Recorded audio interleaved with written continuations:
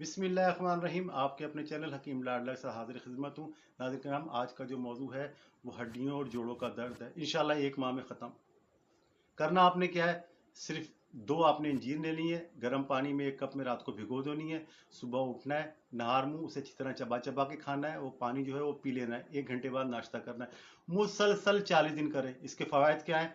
तो पहला फ़ायदा तो ये, आपका कब्ज़ ख़त्म होगा।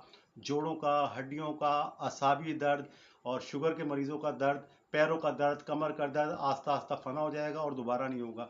40 दिन तो कम से कम इस्तेमाल करें। अगर इसे आप हमेशा इस्तेमाल करेंगे तो सारी ज़िंदगी के लिए दर्दों की से जान छूट जाएगी। इसमें कैल्शियम, पोटेशियम होता है अंजीर के अंदर, जो जनाब आपके हड्डियों में सूजन नहीं पड़ने देता, दर्द नहीं होने देता और बेशुमार फ़ायद का हामिल है। अक्सर अहादीस में इसका जिक्र है। ऐसी मज़ीद रेमेडीज़ देखने के लिए मेरे चैनल को सब्सक्राइब करें, ज़्यादा लाइक करें और इसे ज़्यादा शेयर करें।